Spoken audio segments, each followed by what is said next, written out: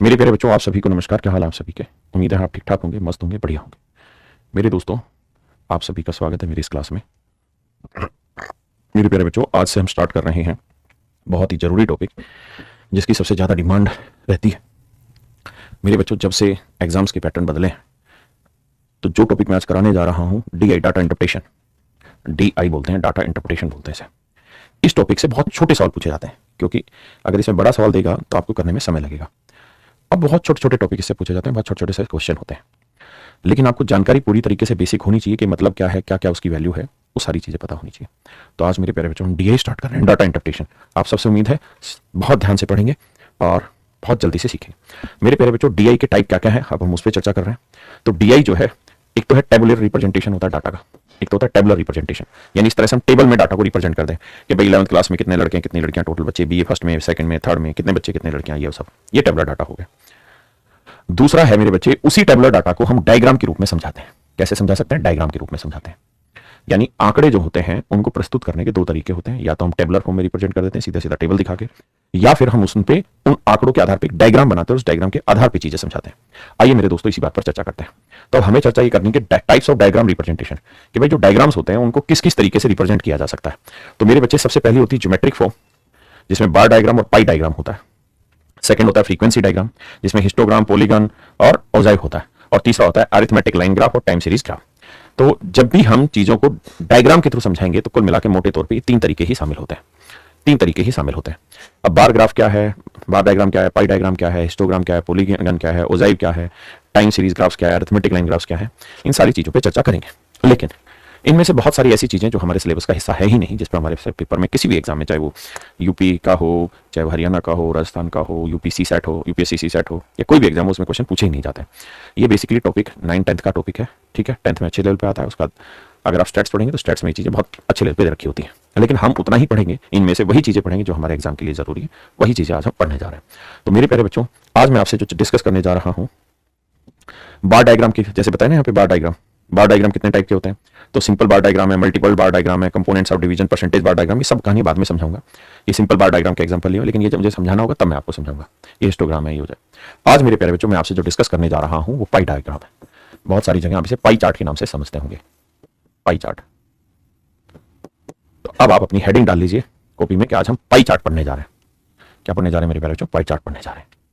Pie chart क्या होता है? एक सर्कुलर मेजरमेंट होता है, एक सर्कल होता है, और सर्कल के अंदर उनके प्रपोर्शन के अकॉर्डिंग वैल्यूज पुट की जाती है, उनके प्रपोर्शन के अकॉर्डिंग वैल्यू पुट की जाती है। जैसे मान लीजिए कोई सर्कल है, और मैं कह रहा हूं भाई एक शहर है, शहर में दो भाषाएं बोली जा रही हैं, इंग्लिश और हिंदी। जो इंग्लिश है वो बोली जा रही है 30%, और जो हिंदी है वो बोल रहे हैं मेरे प्यारे बच्चों 70%। 70%। इंग्लिश 30%, हिंदी 70%। अब मेरा आपसे सवाल ये है कि यार ये तो सर्कल है, और अगर ये सर्कल है मेरे प्यारे बच्चों, अगर ये सर्कल है, देखिए आप बार बार फालतू कमेंट करेंगे, उठा के ब्लॉक कर दिया जाएगा, वो मत करिए, काम की कमेंट करिए।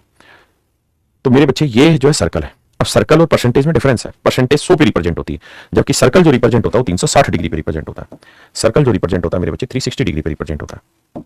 यानी अगर मैं इसकी बात करूं सेंटर की, तो ये मान लीजिए सेंटर है, तो ये इसकी रेडियस है, और ये जो घूमता है ये पूरा 360 डिग्री घूमता है, पूरा 360 डिग्री घूमता है, ये पूरा 360 डिग्री घूमता है, पूरा 360 डिग्री मेरे प्यारे बच्चों घूमता है। हाँ जी, तो ये एंगल बनाता है 360 डिग्री। क्या बनाता है? एंगल बनाता है 360 डिग्री। अब मेरे प्यारे बच्चों, मैं आपको क्या समझाना चाह रहा हूं, मैं आपको ये कहना चाह रहा हूं कि किसी भी डाटा को जब हम पाई चार्ट में रिप्रेजेंट करते हैं तो कैसे रिप्रेजेंट करते हैं, उस बात पे चर्चा करते हैं। आइए मेरे प्यारे बच्चों, टोटल बच्चे कितने हैं? तो आप कहेंगे 100%। यानी इन 100% बच्चों को मुझे रिप्रेजेंट करना है पाई चार्ट में। किसमें रिप्रेजेंट करना है मेरे बच्चे? पाई चार्ट में। और 100% बच्चों को पाई चार्ट में रिप्रेजेंट करना है, तो पाई चार्ट में पूरा रिप्रेजेंटेशन कितना होता है? 360 डिग्री। पूरा रिप्रेजेंटेशन कितना होता है? 360 डिग्री। आपने कहा जी हाँ। तो 360 डिग्री 100% बता रहा है, तो 1% की वैल्यू क्या होगी? 360 डिग्री बटे 100, यानी 3.6 डिग्री। इसका मतलब 1% जो कोण बनाएगा वो 3.6 डिग्री बनाएगा। 1% जो कोण बनाएगा मेरे प्यारे बच्चों 3.6 डिग्री बनाएगा। अब मैं आपको कहूं कि भाई 30% कितने डिग्री का कोण बनाएगा, तो 30% बनाएगा 30 गुना 3.6 डिग्री, तो 36 दिए 108 डिग्री का। मेरे बच्चे मैं कहूं 70 डिग्री कितना, 70% कितना कोण बनाएगा, तो 1% की वैल्यू 3.6 डिग्री, तो 70% की वैल्यू कितनी? 7 42, 7 21 और 4 25, 252 डिग्री। अब मेरे बच्चे, हमने क्या करना है, हमने ये कोई लाइन खींच ली इसके अंदर रेडियस। अब मैं क्या करूंगा, अब इस रेडियस का कमाल करेंगे। क्या कमाल करना है सर इसमें, कि अब हमने ये देखना है कि यहां से कितने डिग्री मेरे बच्चे? 108 डिग्री। 108 डिग्री कहां पे पूरा होता है वो एंगल देख लेना, डी से माप लेना। जहां 108 डिग्री हो रहा है वहां ऐसे एक लाइन खींच देंगे। तो ये कोण जो आया मेरे बच्चों, ये आया 108 डिग्री, और ये 108 डिग्री जो होगा वो किसको रिप्रेजेंट करेगा मेरे प्यारे बच्चों? इंग्लिश को रिप्रेजेंट करेगा। किसको रिप्रेजेंट करेगा? इंग्लिश को। इंग्लिश को रिप्रेजेंट करेगा। ऐसी और होता तो और कोण बनाते, लेकिन बाकी जो कोण बच गया मेरे प्यारे बच्चों, कितना बच गया? तो आप कहेंगे 252 डिग्री। 252 डिग्री बच गया। तो ये जो 252 डिग्री आया ये किसको रिप्रेजेंट करेगा? हिंदी को। ये मेरे प्यारे बच्चों रिप्रेजेंट करेगा हिंदी को। अब क्या होता है, छोटी क्लासों में हम इसी को कलरफुल बना देते हैं। कैसे कलरफुल बनाते हैं वो समझिए। ये बना दिया इंग्लिश का, ठीक है जी। वहीं अगर मेरे बच्चों हम इसे उसमें बनाएं, ये बना दिया मैंने हिंदी का। ये हो गया मेरे प्यारे बच्चों मेरा पाई चार्ट। ये मेरे नन्हे मुन्ने बच्चों मेरा क्या बन गया? Pie chart. क्या मेरी बात से सहमत है? बहुत ज्यादा। एक पाई चार्ट और बनाइए। मैं आपको कह रहा हूं एक क्लास है एसएससी की, और इस क्लास में बायो जो पढ़ने वाले बच्चे हैं वो हैं 20, फिजिक्स पढ़ने वाले जो बच्चे हैं वो हैं 10, केमिस्ट्री पढ़ने वाले बच्चे हैं 5, हिस्ट्री पढ़ने वाले बच्चे हैं 15, मैथ पढ़ने वाले बच्चे हैं 80, इंग्लिश पढ़ने वाले हैं 20, और क्या रह गया? 100 और 20 40 और 10 50 150, और क्या सब्जेक्ट रह गया? रीजनिंग पढ़ने वाले बच्चों की संख्या 30। ठीक है जी। ये एक क्लास है एसएससी की, एक कोचिंग है। इस कोचिंग में एसएससी में टोटल इतने बच्चे हैं, इसमें से बायो में 20 पढ़ रहे हैं, इसमें इतने इतने इतने पढ़ रहे हैं। तो मेरा आपसे सवाल है कि इन्हें पाई चार्ट के रूप में रिप्रेजेंट करिए। पाई चार्ट के रूप में रिप्रेजेंट करिए। तो मेरे प्यारे बच्चों जब आप इन्हें पाई चार्ट के रूप में रिप्रेजेंट करेंगे तो कैसे करेंगे? ये सवाल है। आप कहें क्या हमसे पाई चार्ट रिप्रेजेंट कराएगा? नहीं, बिल्कुल नहीं कराएगा।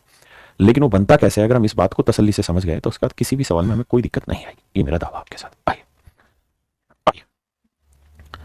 देखिए मेरे दोस्त, अब मुझे दो बात समझनी है कि भाई ये जो है ये 360 डिग्री रिप्रेजेंट कर रहा है, जबकि सवाल में टोटल बच्चे अगर मैं देखूं तो देखो 5 और 5 10 की जीरो, हसल 1 3 और 1 4 2 6 6 और 8 14 14 और 1 15 15 और 1 16 16 और 2 18 180 डिग्री। 180 बच्चे हैं, तो 180 स्टूडेंट हैं। और मेरे प्यारे बच्चों 180 स्टूडेंट को मुझे निरूपित करना है, रिप्रेजेंट करना है किस पे? 360 डिग्री पे, क्योंकि पाई चार्ट में निरूपित करूंगा तो 360 डिग्री होगा। हाँ जी। तो भैया एक स्टूडेंट को कितने पे रिप्रेजेंट करूंगा? 360 बटे 180 and that will come to 2 degree. तो एक स्टूडेंट जो है 2 डिग्री, एक स्टूडेंट जो है मेरे प्यारे बच्चों कितना है? 2 डिग्री। अगर मेरे बच्चों एक स्टूडेंट 2 डिग्री है तो विश्वास करिए मेरी बात पे, अब हमें यहां से कहानी घुमाते ले जाना है। कैसे वो समझाता हूं भाई। एक स्टूडेंट 2 डिग्री, तो बायो का कितना बन गया भाई? मान जा बायो का कितना बन गया भाई? 20 दूनी 40 डिग्री, इसका 20 डिग्री, क्योंकि एक बच्चा 2 डिग्री बना रहा है तो 10 डिग्री, 30 डिग्री, 80 डिग्री, 40 डिग्री और 60 डिग्री। अब मेरे बच्चों जब रिप्रेजेंटेशन करना होगा तो ऐसे ही करना है भाई। 40 डिग्री ये वाली लाइन ले लेते हैं, ठीक है, ये 40 हो गया। फिर है 20 डिग्री, ये छोटी बना देते हैं। फिर है 10 डिग्री, ये और छोटी बना देते हैं। फिर है 30 डिग्री, ये बड़ी बना देते हैं, ठीक है। 40 20 10, फिर मेरे भाई एक 80 डिग्री होगा, 80 डिग्री यहां बना दिया, ठीक है जी। डी से माप के बनाएंगे, फिर एक 40 डिग्री और एक 60 डिग्री। ऐसे हमने कौन बना दिए कि हम कहेंगे जी ये 40 डिग्री का है, ये हो गया बायो का, ये 20 डिग्री का है, ये हो गया भैया फिजिक्स का, ये 10 डिग्री है, ये हो गया केमिस्ट्री का, ये मेरे बच्चों 30 डिग्री है, ये हिस्ट्री का, फिर 80 डिग्री है, ये हो गया भैया मैथ का, फिर 40 डिग्री है, ये हो गया इंग्लिश का, और फिर है मेरे भाई 60 डिग्री ये है रीजनिंग का। तो इस तरीके से मेरे प्यारे बच्चों पाई चार्ट बनाएंगे, अलग अलग ग्राफ में अलग अलग रंग बना देंगे। हाँ जी। ओहो मैथ में गड़बड़ कर दी, 80 बच्चे थे तो डबल होना था, सॉरी 160 डिग्री, माफ करिएगा। तो यहाँ 160 लिखना सही से बना देना, डी नाप नूप के प्रॉपर, ठीक है जी। किसी भाई को दिक्कत है? ये मेरे प्यारे बच्चों पाई चार्ट का टोटल कुल मिला के खेल है, और आपके सवाल में पेपर में सबसे ज्यादा पाई चार्ट से सवाल पूछे जाते हैं। अब आइए पाई चार्ट के एक्चुअल क्वेश्चन पे चलते हैं जो पेपर में आते हैं। बहुत जल्दी जल्दी से रगड़ेंगे, है ना, बहुत लंबा टाइम नहीं लेंगे। आइए बिल्कुल बेसिक से उठाए हुए सवाल है। कहता भैया एक हॉस्टल में विभिन्न भाषा बोलने वाले छात्रों की संख्या नीचे दी गई है, डेटा को पाई चार्ट में प्रस्तुत करें।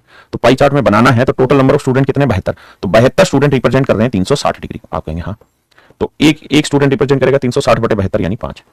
तो एक यूनिट की वैल्यू 5, तो 5 चौक 20 डिग्री इसका बनेगा, 35 डिग्री इसका, और ऐसे ही 5 से गुना करते रहे। इन सबके कोण आ जाएंगे, उसके बाद सबको बनाना आसान होगा। जी सलोनी, रिया, सौरभ, भारतेंद्र, तुलसी, अभिषेक, तौसिफ से पढ़ाई पे ध्यान दो। आप सबके कमेंट आ रहे हैं और मैं देख रहा हूं, किसी भाई को कोई दिक्कत यहां तक नहीं, बहुत आसानी से कर लेंगे। सेम यही सवाल है, ठीक है।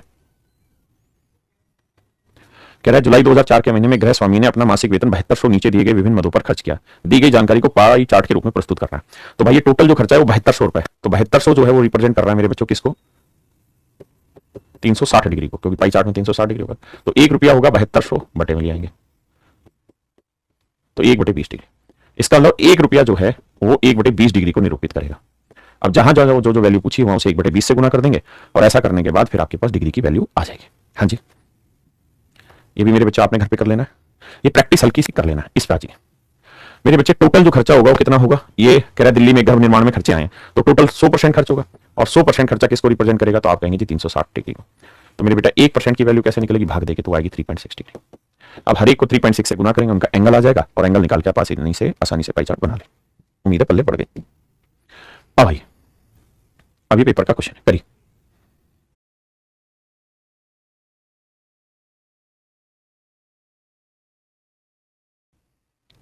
कहता दिए गए पाई चार्ट का अध्ययन करें और निम्नलिखित प्रश्न का उत्तर दें। The population of village D in 2020 was this.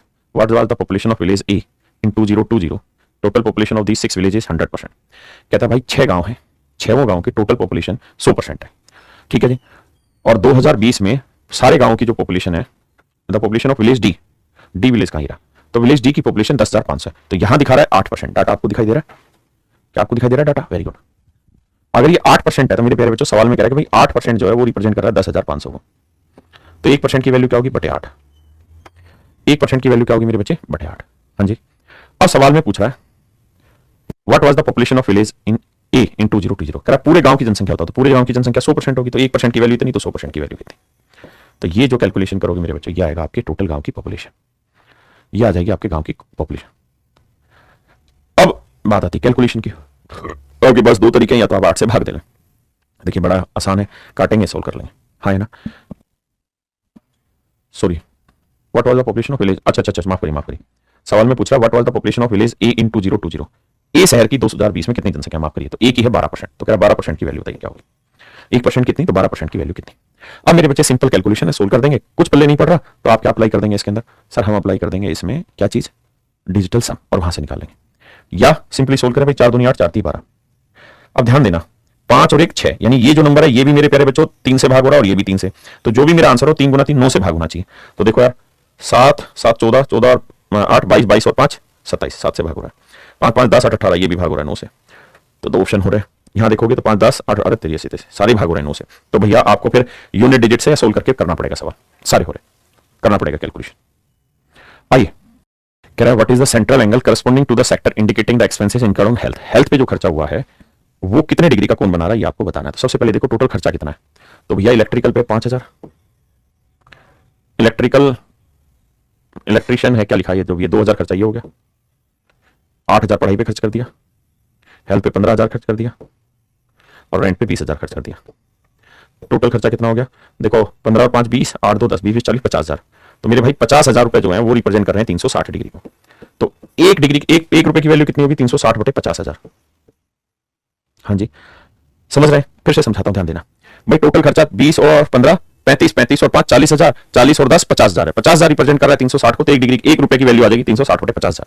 अब कहता है कि स्वास्थ्य को दर्शाने वाले का केंद्रीय कोण ज्ञात करें, तो स्वास्थ्य को कितना दिखा रहा है? 15,000, तो 1 रुपए की वैल्यू इतनी है, तो 15,000 रुपए की वैल्यू क्या होगी? That is your question.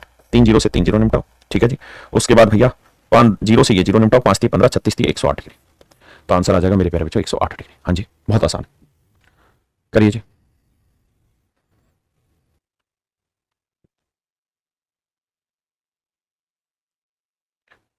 भाई आसानी से निकाल लोगे, टोटल होगा 40 10 50 और 50 100, 100% रिप्रेजेंट करेगा 360 को, तो 1% की वैल्यू 3.6, तो 40% की वैल्यू कितना? आराम से आप आसानी से कर लेंगे। हाँ जी, तो 40 गुना 3.6, तो गुना करोगे तो आएगा 144 डिग्री। हाँ जी, और वैसे भी याद रखना 100% 360 डिग्री, तो 1% की वैल्यू हमेशा 3.6 डिग्री आएगी। करिए,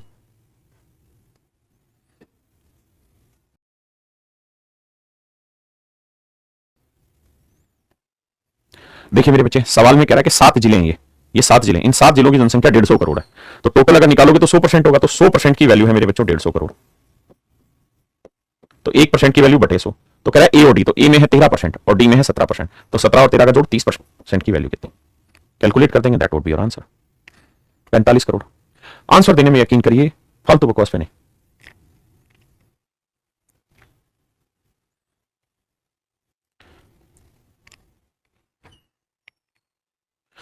सवाल में मेरे बच्चों कह रहा है कि भाई कुल मिला के अंक है 3000, तो रीजनिंग में कितने, तो भैया टोटल 360 डिग्री, 360 डिग्री रिप्रेजेंट कर रहा है 3000 को, तो 1 डिग्री की वैल्यू 3000 बटे 360, तो कह रहा है रीजनिंग में तो 75 डिग्री की वैल्यू कितनी, तो भैया 360 डिग्री रिप्रेजेंट कर रहा है किसे मेरे बच्चों, 3000 को, तो 1 डिग्री की वैल्यू बटे 360, तो भैया 75 डिग्री की वैल्यू कितनी, कैलकुलेट करेंगे, मेरा आंसर आ जाएगा। आप आंसर देने की कोशिश करें, फालतू कमेंट कोई भी ना करें,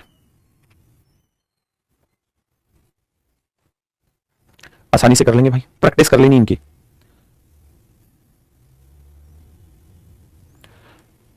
करिए जी।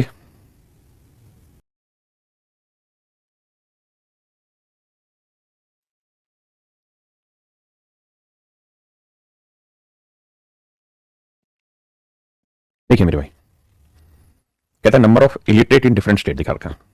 अब सवाल में क्या कह रहा है, ए बी और सी में निरीक्षणों की कुल संख्या, तो यहां देखोगे तो 22 और 14 और 20 को जोड़ोगे तो 20 और 10 30 और 20 50 56%, और इसमें है डी में कितने मेरे बच्चे, 44%। कहता जी रेशियो निकालो, तो 4 11 44 और ये आएगा 14 चौको 56। अब कह रहा है डी से निरीक्षणों की कुल संख्या से कितना परसेंट, डी से कितना ज्यादा है, तो ये डी से कितना ज्यादा है भाई, तो ये 3 ज्यादा है मेरे बच्चों, ठीक है। देखिए यार ध्यान से, ए बी सी का बन रहा है 56% और डी का बन रहा है 44, तो कह रहा है ये वाली वैल्यू इसका कितना परसेंट है, तो 14 11 का कितना परसेंट है निकालना, 14 11 का कितना परसेंट है। अब 14 बटे 11 को आप लिखेंगे 1 जमा 11 कम 11 3 बटे 11, और 1 बटे 11 होता है मेरे प्यारे बच्चों कितना, तो 9 सही 1 बटे 11, तो 3 बटे 11 कितना हो जाएगा, 27 सही 3 बटे 11, तो 100, तो 1%, एक की वैल्यू 100% और इसकी वैल्यू कितनी होगी 27, तो लगभग 127% के आसपास हमारा आंसर आएगा, ऑप्शन डी। मेरी बात समझे, इजी है भाई, जैसा कर रहे थे वैसा ही है। अब इसको पढ़िए, यहां दो पाई चार्ट दिए,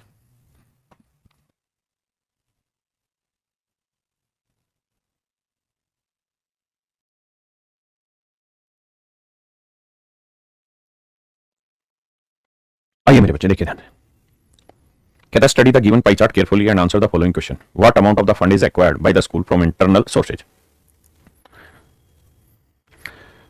देखिए यार सवाल में कह रहा है कि स्कूल के पास जो पैसा आता है वो इस तरीकों से दिखाया गया है कि भाई 35% तो डोनेशन आ जाती है, 38% एक एनजीओ दे देता है, 12% गवर्नमेंट एजेंसी दे देती है और इंटरनल सोर्सेज के थ्रू 15% पैसा आ जाता है, ठीक है जी।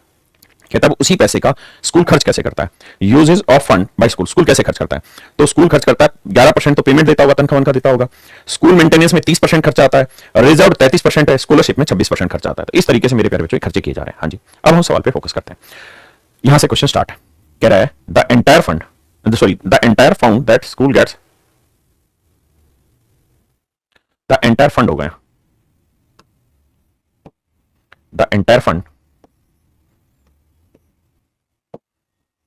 the entire fund that school gets from different sources is equal to rupees 10 lakh. कहता है स्कूल को विभिन्न स्रोतों से मिलने वाला पूरा फंड जो है वो 10 लाख रुपए के बराबर है, टोटल कुल मिला के उसे जो पैसा मिला वो 10 लाख रुपए के बराबर है, ठीक है जी। तो देखो जी, ये है पैसा कलेक्ट करने का तरीका कि भाई sources of funds in school, school में पैसा कहां से आता है। अब कह रहा है entire fund that school gets from different sources is equal to 10 lakh, वो 10 लाख के बराबर है। तो यहां अगर इन्हें देखोगे तो ये 100% है, तो मेरे प्यारे बच्चों 100% रिप्रेजेंट कर रहा है 10 लाख को, कितने को, 10 लाख को। तो मेरे प्यारे बच्चों 1% की वैल्यू बटे 100, 2 जीरो से 2 जीरो काटोगे, हाँ जी, यानी 1% जो है मेरे बच्चों वो बराबर होगा 10,000 के, 1% 10,000 के बराबर होगा। अब सवाल में वो ये पूछ रहा है 1% 10,000 के बराबर है, तो पूछा उसने ये है विद्यालय द्वारा आंतरिक स्रोतों से कितनी राशि अर्जित की गई, the fund acquired by the school from internal sources, तो मेरे बच्चे इंटरनल सोर्सेज से कितना पैसा एक्वायर किया, 15%, तो 15% की वैल्यू कितनी, अगर 1% की वैल्यू 10,000 है तो 15% की वैल्यू कितनी, 10,000 गुना 15 यानी 1.5 लाख रुपए, मतलब इंटरनल सोर्सेज से स्कूल ने जो पैसा अचीव किया वो कितना मेरे बच्चों, 1.5 लाख रुपए। हाँ है ना मेरे प्यारे बच्चों, समझ में आया कि नहीं आया, करिए, कंफ्यूज नहीं होना सवाल में। ये सारे के सारे वो क्वेश्चन मैंने पिक किए जो बिल्कुल लेटेस्ट अभी अभी एग्जाम से आए हुए हैं।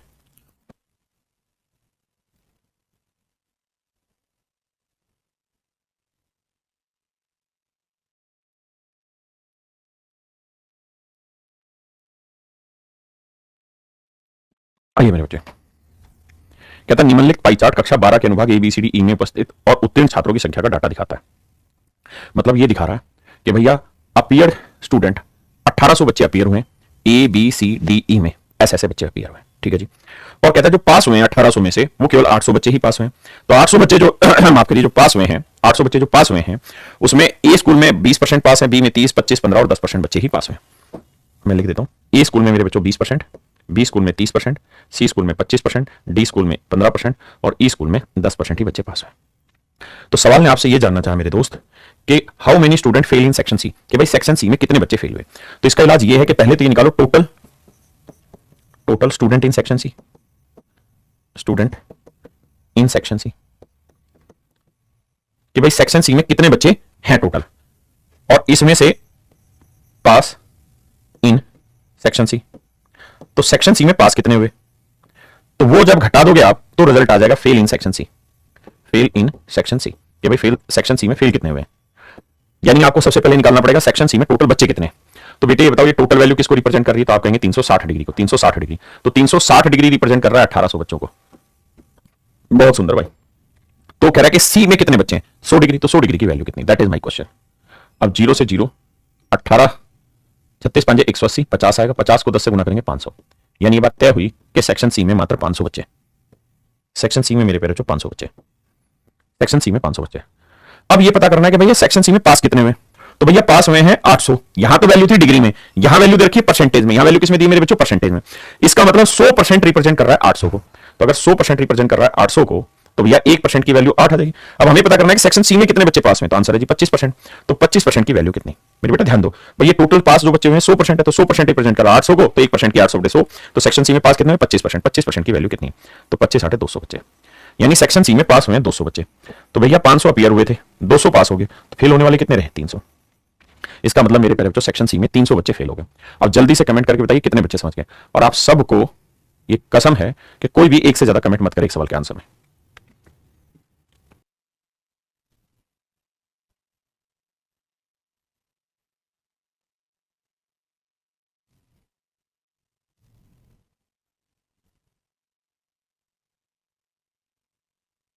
आइए मेरे दोस्तों सवाल को ध्यान से पढ़ते हैं। कहता study the given pie chart carefully and answer the following question.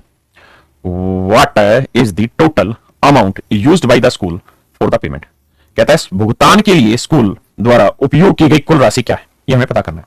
नीचे वाली लाइन में लिखा है द एंटायर फंड, फाउंड लिख रखा है, टाइपिस्ट भी हरामखोर हो गए। ये फंड है, entire fund that school gets from different sources is equal to ₹10 lakh. कहता है स्कूल को डिफरेंट सोर्सेज से जो पैसा मिला वो 10 लाख रुपए। तो मेरे बच्चे एक बात बताओ, बहुत ध्यान से देखो, स्कूल को डिफरेंट सोर्सेज से इतना इतना पैसा मिला है, आप कहेंगे जी हाँ सर इतना पैसा स्कूल को डिफरेंट सोर्सेज से मिला है, और ये जो पैसा एक इसके इक्वल है 10 लाख के। अगर हम इसका परसेंटेज में रिप्रेजेंटेशन देखेंगे तो कितना परसेंट होगा बाबू, 50% या 100%, 100%। तो 100% रिप्रेजेंट कर रहा है 10 लाख, 100% रिप्रेजेंट कर रहा है 10 लाख को। आपने कहा जी बिल्कुल सही। किसी भाई को कोई दिक्कत है, किसी तरीके की कोई दिक्कत हो यहां तक नहीं। अब सवाल में कह रहा है कि भाई अब ये बताओ कि स्कूल ने पेमेंट के लिए जो फंड यूज किया वो कितना है। तो मेरे बच्चे पेमेंट के लिए जो स्कूल ने फंड यूज किया है वो लिखा हुआ 11%, यानी जो भी उसे पैसा मिला है उसमें से 11% पैसा उसने यूज किया, 11% पैसा उसने यूज किया किसके लिए, पेमेंट्स के लिए यूज किया। तो मेरे बच्चों आप ऐसे समझो कि भैया ये टोटल खर्चा है, टोटल खर्चा है। आप कहेंगे जी हाँ ये बिल्कुल सही बात है, टोटल खर्चा है। तो टोटल खर्चा देखेंगे तो कितना बैठेगा, 100% बैठेगा, बिल्कुल 100% है। तो हमारे पास पैसा कितना था, 10 लाख रुपए बचाए हमने, कुछ है नहीं, तो 100% की वैल्यू 10 लाख है, तो 1% कितनी। अब मुझसे पूछा पेमेंट कितनी की है, तो भैया 11%, तो 11% की वैल्यू कितनी, दैट इज माई क्वेश्चन। 2 0 से 2 0 काटेंगे तो 1,10,000 मेरा आंसर आ जाएगा। यानी पेमेंट के लिए स्कूल से जो मैंने खर्चा किया वो 1,10,000 किया। ये अभी के करंट के पेपर में आए हुए सवाल है, बहुत ही आसान सवाल है, 2 पाई चार्ट डाल के आपको थोड़ा सा कंफ्यूज करेगा और कुछ नहीं, घबराना नहीं। क्लियर है बात।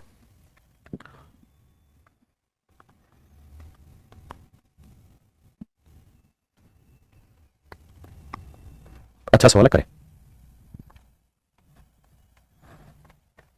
देखिए मेरे प्यारे बच्चों सवाल में क्या करा है, कहता निम्नलिखित पाई चार्ट कक्षा 12 के अनुसार ABCD में उपस्थित और उत्तीर्ण छात्रों की संख्या का डाटा दिखाता है। कहता जी 1800 बच्चे अपीयर हुए, 800 बच्चे पास हुए।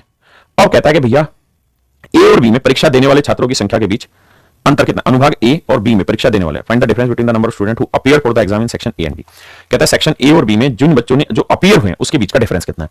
इसका यूज ही नहीं करवा रहा, सिंपल इसी पे सवाल बना रहा है, 2 पाई चार्ट बना के सिर्फ आपको कंफ्यूज कर रहा है। देखिए ये टोटल 360 डिग्री होगा, आप यहाँ तो 360 डिग्री रिप्रेजेंट कर रहा है 1800 को, बिल्कुल सही बात है। ए सेक्शन में कितने बच्चे अपीयर हो रखे हैं जी, 42 डिग्री। बी सेक्शन में कितने बच्चे अपीयर हो रखे हैं जी, 50 डिग्री। तो ए और बी में डिफरेंस कितना आ गया सर, 8 डिग्री। तो कह रहा 8 डिग्री की वैल्यू बताओ कितनी, सोल्व कर देंगे मेरे बच्चे, तो आंसर आ जाएगा 40, आंसर आ जाएगा 40। सोल्व करो। क्या सब बच्चे आंसर निकाल पाए थे 40? Very good. एक बच्चा एक से ज्यादा कमेंट ना करे प्लीज।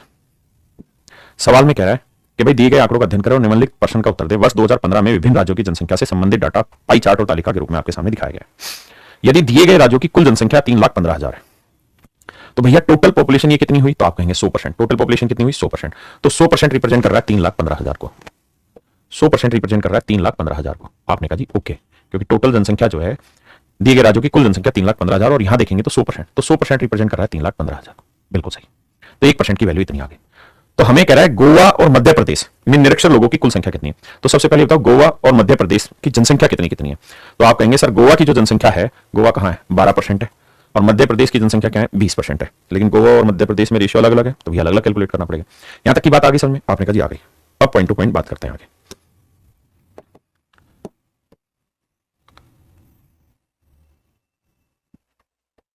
आइए मेरे भाई, थोड़ी सी जगह मुझको भी तो चाहिए काम करने के लिए। आइए अब समझते हैं। मैं अगर आपको ये कहूं कि भाई गोवा में टोटल पॉपुलेशन कितनी है, 1% की वैल्यू आ गई 3150, 1% की वैल्यू 3150। तो गोवा की टोटल पॉपुलेशन कितनी है, 3150 गुना 12, क्योंकि 1% की वैल्यू 3150 है, तो गोवा की पॉपुलेशन है 12%, तो 12% की वैल्यू इतनी होगी। वहीं मेरे प्यारे बच्चों, मैं मध्य प्रदेश की बात करूं, एमपी की, तो एमपी की पॉपुलेशन कितनी, 20%, तो 1% इतना, तो 20% की वैल्यू कितना, 3150 का 20%, यानी तो 20% की वैल्यू इतनी। हाँ जी, 1% की वैल्यू 3150, तो 20% की 20 गुना। अब कह रहा है इनमें हमें क्या बताने, पढ़े लिखे अनपढ़, पढ़े लिखे बताने लिटरेट। तो आ जाइए मेरे बच्चे एमपी में। अगर एमपी में देखोगे तो लिटरेट 1 है, तो इलिटरेट 4 है, यानी टोटल पॉपुलेशन 4 और 1 5 है, तो उसमें लिटरेट कितने हैं, 1। यानी मध्य प्रदेश में 1/5 भाग लिटरेट है। बहुत सुंदर। अब बात करते हैं गोवा की। गोवा में मेरे प्यारे बच्चों कह रहा है कि 3 तो पढ़े लिखे हैं और 2 हैं अनपढ़। तो भैया पढ़े लिखे कितने, 3, किस पे, टोटल 5 पे। तो 5 पे 3 पढ़े लिखे, टोटल 5 पे 3 पढ़े लिखे गोवा। एक बार यहां पूछो इलिटरेट बताना है, अच्छा इलिटरेट बताना, सॉरी इलिटरेट बता दिया। तो भैया एमपी में 1 पढ़ा लिखा है, 4 अनपढ़ है, तो 4 बताना था, तो 4/5 होगा ये, माफ करना। और भैया गोवा में 3 पढ़े लिखे, 2 अनपढ़, तो अनपढ़ बताने थे, तो 2/5 होंगे, 2/5 होंगे, माफी। कहता है इनकी कुल जनसंख्या कितनी, यानी इनका टोटल पूछ रहा, आपसे और कुछ नहीं पूछ रहा। क्या पूछ रहा है मेरे बच्चे, ध्यान देना, टोटल, माफ करिए। अब टोटल को कैसे सेटल डाउन करें, आइए।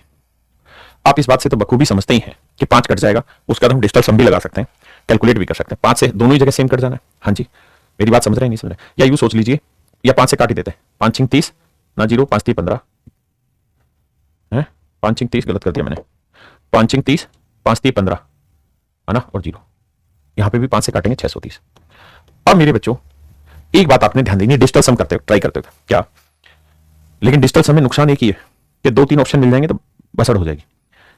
वरना आसान डिजिटल सम क्यों है, क्योंकि 6 और 3 का जोड़ 9, 9 का डिजिटल सम आ गया 0, 0 से गुना करेंगे डिजिटल सम 0, 0, तो जिस भी आंसर का डिजिटल सम 0 होगा वो मेरा आंसर। लेकिन ऑप्शन में सेटा नहीं करेगा, 5 2 7 और 1 8, 5 2 7 और 1 8, इसका डिजिटल सम 8 है, ये तो ऑप्शन नहीं है। 8 और 1 9 9, इसका डिजिटल सम 0 है। 8 7 15 9, इसका डिजिटल सम 0 नहीं है। 5 5 10 तेरी ऐसी कम तैसी, 5 5 10 और 18, इसका डिजिटल सम 0 है। तो मेरे बच्चे मेरे पास बी और डी ऑप्शन आ गए। अगर हम कैलकुलेशन करें तो बी और डी में फंस जा रहे हैं। अब आपके पास ऑप्शन क्या है उस बात पे विचार करते हैं। अब आपके पास ऑप्शन क्या है मेरे प्यारे बच्चों, उस बात पे चर्चा कर लेते हैं। आइए भैया, अब अगर मैं पूरे में से 630 कॉमन ले लूं, आपने कहा जी ले लीजिए, तो यहां 12 दूनी 24 बचा, यहां 20 चौक 80 बचा, 80 और 24 को जोड़ेंगे तो 104 है। अब बस समझ में आ गया क्या, 630 को अगर 100 से भी गुना करते हैं तो आंसर 63,000 है। ये 4 ज्यादा है तो मतलब आंसर 63,000 के पास वाला ढूंढना था। ये पास में है, ये तो ऑप्शन डी पास में।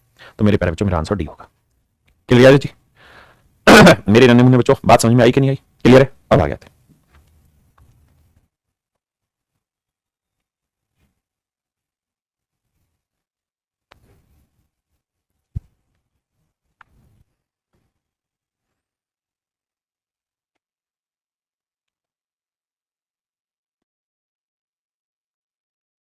आइए मेरे दोस्त, कह रहा study the given pie chart carefully and answer the following question.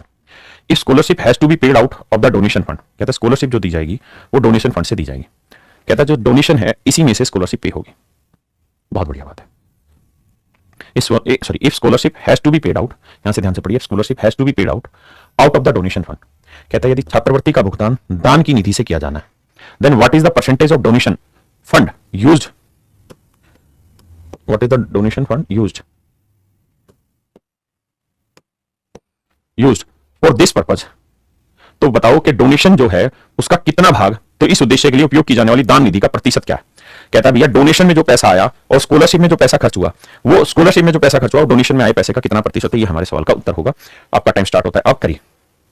तो आप पहली बात ये कहेंगे, देखो सर स्कूल को विभिन्न स्रोतों से मिलने वाला फंड, पूरा फंड 10 लाख रुपए के बराबर है। ठीक है जी, अगर 10 लाख रुपए के बराबर है तब सवाल को समझाते हैं, लेकिन ऊपर वाला हिस्सा मिटाते हैं क्योंकि काम करने के लिए जगह चाहिए। है, ये क्या आ गया? आइए मेरे दोस्त, अब कह रहा है टोटल जो पैसा है वो 10 लाख रुपए। तो यहां मेरे बच्चे टोटल पैसा कितना हुआ? 100%। 100% रिप्रेजेंट कर रहा है 10 लाख को। 100% रिप्रेजेंट कर रहा है 10 लाख को। तो बाबू डोनेशन में कितना खर्चा किया? 35%। तो 35% की वैल्यू कितनी? तो आप कहेंगे सर ये हो जाएगा 3,50,000। यानी मेरे प्यारे बच्चों डोनेशन में जो खर्चा बैठाया है तुमने, या डोनेशन जो तुमको मिली है वो मिली है 3,50,000 की। हाँ जी। अब कह रहा है कि भैया पूरा 10 लाख रुपए तुमने खर्च कर दिया किस चीज के ऊपर? स्कूल में, ऐसे इन चीजों के ऊपर। तो 10, ये टोटल 100% है, तो 10 लाख का जो खर्चा किया है, समझ रहे हैं ना मेरी बात को? 10 लाख का खर्चा किया स्कूल में, तो ये सारा खर्चा है 100%। तो 100% खर्चा रिप्रेजेंट कर रहा है 10 लाख को। तो भैया स्कॉलरशिप पे कितना खर्चा हुआ? 26%। तो 26% की वैल्यू कितनी? गुना 26। आपने कहा जी बिल्कुल सही बात है। तो कैलकुलेट करेंगे तो ये आएगा 2,60,000। 2,60,000। हाँ जी। अब कह रहा है जिसकी परसेंटेज वैल्यू बताइए। देखो मेरे भाई 3 जीरो से 4 जीरो से 4 जीरो कटा, कट तो रहा नहीं है ये। आप कहेंगे जी बिल्कुल नहीं कट रहा। तो हमें 26/35 बताना कितना परसेंटेज होगा, ये मेरा सवाल। सोचिए जरा।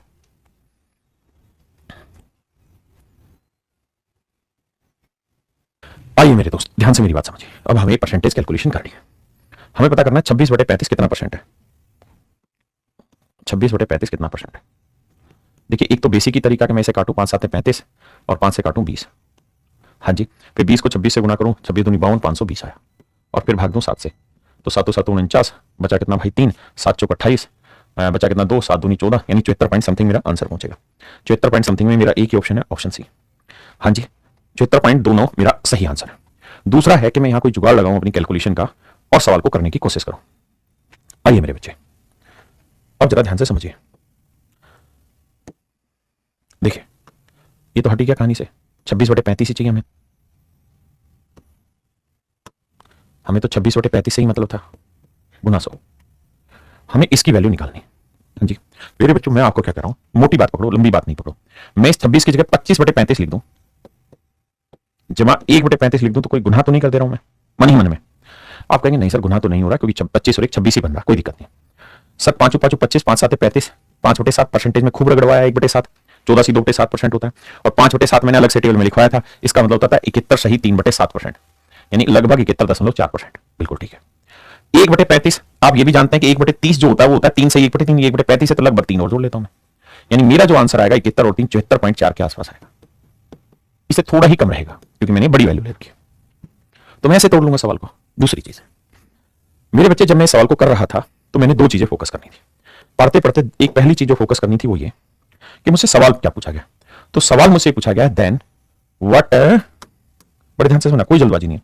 Then what is the percentage of donation fund used for this purpose. इस उद्देश्य के लिए उपयोग की जाने वाली दान निधि का प्रतिशत क्या है?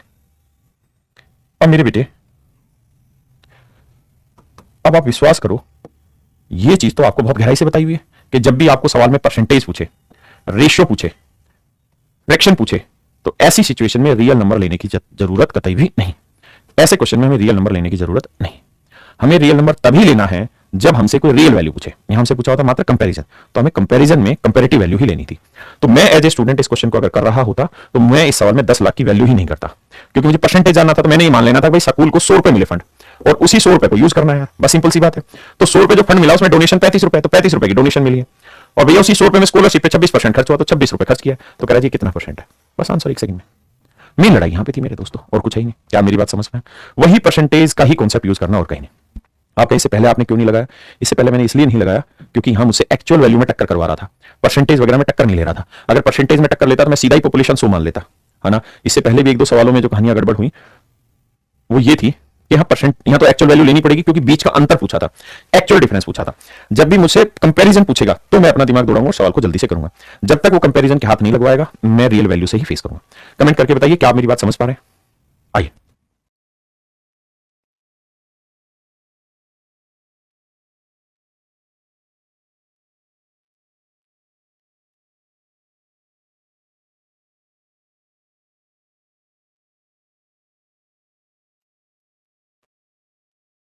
ये सवाल बेहद ही आसान है। पूछा क्या, उस बात पे चर्चा करते। कहते the following pie chart shows the data of the number of appeared and pass student of class 12 in section ABCD. कहता है एबीसीडी में जो बच्चे अपीयर हुए वो और जो पास हुए वो। पूछा क्या उस बात है, कहता what is the percentage of students, what is the percentage of students, what is the percentage of students, what is the percentage of student who appeared for the exam in section E. कहता है section E में कितने बच्चे exam में appear हुए, बस इतनी बात पूछ रहा है। बेहद हल्का सा सवाल है, हल्के तरीके से उड़ाते हैं। देखिए मेरे बेटे, सेक्शन ई में हमने मान लेना ये 1800 से कोई जुट नहीं है, टोटल कितना है 360 डिग्री, 360 डिग्री। तो हमने मान लेना कि 360 ही बच्चे अपीयर हुए होंगे। तो 360 डिग्री, 360 बच्चे तो 1 डिग्री 1 बच्चा, तो 360 बच्चे अपीयर हुए। उसमें से सेक्शन ई में कितने अपीयर हुए 58 डिग्री, तो 1 डिग्री 1 बच्चा, तो 58 डिग्री 58। तो कह रहा भैया ये कितना परसेंटेज है। अब 58/360 हमें निकालना हो। पहले मैं डिटेल बताता हूं, फिर छोटी मोटी बातें करके बताएंगे आपसे। कहता जी आंसर बताइए क्या होगा। देखिए मेरे बच्चे, काटपीट चलाते हैं, आपको दिखाते हैं। 0 से तो 0 घटा, बिल्कुल ठीक है। 2 से काटेंगे 18 आया, 2 से काटेंगे मेरे बच्चे 29, 2 से काटेंगे 9 आया, 2 5 10, तो 9 5 45, 5 45, 5 दूनी 10 और 4 14, 145/9। अब भाग दोगे तो 9 9 एकम 9, कितना बचा जी 5, 9 6 54, यानी 16 पॉइंट समथिंग आंसर है। अब ऑप्शन में नजर दौड़ा लेते हैं कि नजदीक है कि दूर दूर है। तो बेटा बहुत नजदीक है, 16.1 मेरा आंसर। आप कहें 16.1 पे क्यों गए, इसलिए कि भाग देने पे 1 बचा था, तो अगर मैं 10 भी लूंगा उससे आगे तो 1 ही आएगा, तो 16.1% मेरा आंसर है। हाँ जी, क्या मेरी इस बात से सहमत है कि नहीं, बस इतनी बात बताइए, बाकी चीजें मारिए गोली। अब मेरे बच्चों एक बात बताना, मैं अगर पेपर में स्टूडेंट हूं और मैं इस क्वेश्चन को कर रहा हूं, तो मैं इस 100 पे तो चर्चा नहीं करूंगा। मैं 58/360 से लड़ाई लड़ूंगा और इसी पे खेल खेलूंगा। कटता है तो मैं सिंपल करने की नेचुरल कोशिश करूंगा, तो यह आएगा मेरे बच्चे कितना 29/180। 29/180 कितना परसेंट होगा ये मुझे चाहिए। देखिए दिमाग दौड़ाना होगा, चतुर बनना होगा। एक बात बताना मुझे, मैं इस 29 को 30/180 माइनस 1/180 दिमाग में लिख दूं तो कोई बहुत बड़ा गुनाह तो नहीं हो जाएगा। गुनाह तो नहीं हो जाएगा नसरुद्दीन शाह, आप कहेंगे ना गुनाह नहीं होगा, आप करो और गुनाह हो जाए, ऐसा होगा नहीं। 30 से कम 30, 30 के 180, 1/6, 1/6 होता है 16 से ही 2.3%, यानी 16.66% है। यानी तय हुआ मेरे दोस्त कि आपका उत्तर हर हाल में 16.66 से तो छूटा आएगा, क्योंकि इससे भी 1/180 की भी तो कुछ वैल्यू होगी, तो घटाओगे तो हर हाल में आपका उत्तर 16.66% से तो नीचे ही जाएगा। इसमें लिखित उत्तर दे सकते हैं सर, गारंटेड आंसर दे सकते हैं, इसमें कोई दो राय नहीं। अब आपको जी ऐसा है तो फिर तो सर 16.66 से कौन सा छोटा, ये है नहीं, ये है नहीं, ये 16.6 से छोटा है नहीं, बड़ा है सर, तो बचा क्या ऑप्शन सी। हमें डिटेल नहीं करना होगा, दिमाग की खिड़की खोलनी, बार बार बार बार बार बार प्रैक्टिस करते हैं। परसेंटेज को भूलना नहीं है, जो प्रैक्टिस की क्लासेस कराई उसको भूलना नहीं है। करिए मेरे भाई।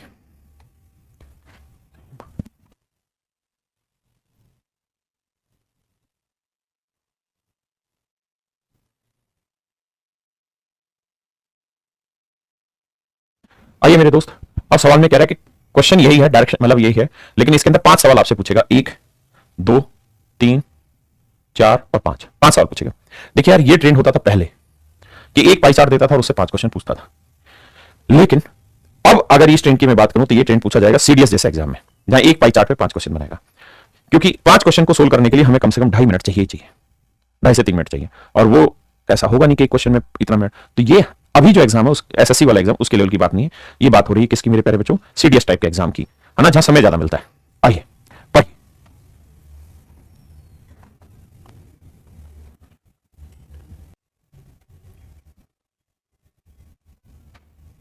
आइए मेरे दोस्त, सवाल बेहद आसान है। कह रहा भाई टोटल 4500 बच्चे, सवाल में पूछा है आईटी में, तो भैया 100% 4500, तो 1% की वैल्यू आ गई मेरे बच्चे 45। तो आईटी कहां है, आईटी रहा, तो आईटी में 21% बच्चे हैं, यानी 45 गुना 21, आईटी में कुल मिला के इतने बच्चे हैं। अब कह रहा है आईटी विभाग में महिलाओं की संख्या क्या है, तो आईटी विभाग ये रहा, तो आईटी में मेल 1 है तो फीमेल 2 है, तो टोटल पॉपुलेशन 2 3 3 में 2 भाग है, तो 2/3 भाग, 3 7 21। अभी भी अगर थोड़ा दिमाग दौड़ाओगे तो आप ये समझना कि भाई 45 के अंदर क्या मौजूद है, सर 45 के अंदर 9 मौजूद है, 5 मौजूद है, यानी जो भी मेरा आंसर होगा 9 से भाग जाएगा, 5 से भाग जाएगा, 5 से तो सारे भाग जा रहे हैं, 9 से देखते 6 3 9 जा रहा है, 4 1 7 नहीं जा रहा, 4 2 8 नहीं जा रहा, 6 4 10 नहीं जा रहा, भाई अंकों का जोड़ 9 से भाग जाता है ना 9 में, तो option A is absolute correct answer. आइए, कहता है कुल विद्यार्थियों की संख्या का लगभग कितना प्रतिशत महिला विद्यार्थी विपणन विभाग में अध्ययन कर रही है, what is the approximate percentage, what is the approximate percentage of female student studying in marketing department. कहता है मार्केटिंग डिपार्टमेंट में कितने प्रतिशत महिलाएं पढ़ रही हैं। तो मेरे बच्चे अब आपको 4500 लेने की जरूरत नहीं है। क्यों नहीं है सर जरूरत, कहा है कि हम आपको कई बार समझा चुके हैं कि जब भी आपसे परसेंटेज पूछा जाए, रेशियो पूछा जाए, फ्रैक्शन पूछा जाए, तो मेरे बेटे वहां रियल वैल्यू लेने की जरूरत नहीं है। You can solve this question with the help of comparative data only. तो मैं यहां दिमाग ये दौड़ाऊंगा कि भाई टोटल बच्चे 100 मान लेता हूं, और मार्केटिंग में कितने बच्चे हैं, मार्केटिंग में सर 16% बच्चे, तो 16 बच्चे हैं मार्केटिंग में, मार्केटिंग में कितने बच्चे हैं जी 16 बच्चे। तो कहता है मार्केटिंग में जो बच्चे हैं, ओहो स्टार्टिंग इन मार्केटिंग, मार्केटिंग में कितने बच्चे पढ़ रहे हैं? 16। कह रहा है कि what is the approximate percentage of female, तो फीमेल कितने मार्केटिंग में? मार्केटिंग देखो कहां मार्केटिंग है, मार्केटिंग में 7 मेल है तो फीमेल कितनी? 5। तो 7 और 5 12, यानी 5/12, यानी इतनी लड़कियां या इतनी औरतें मार्केटिंग में मेरे बच्चे काम कर रही हैं। ठीक है जी। तो कह रहा है इसका परसेंटेज बताओ किस पे? कुल विद्यार्थियों पे। तो टोटल विद्यार्थी आप कितने ले लिए? 100। तो 100 पे इसका परसेंटेज बताओ। तो देखो 4 3 12 हो गया, 4 चौक 16 हो गया, 4 5 20 हो गया, 20 5 100 हो गया, 5 3 15, 1/15 गया, 1/15 जो होता है मेरे बच्चे होता है 6 सही 2/3%, यानी 6.666666.67%।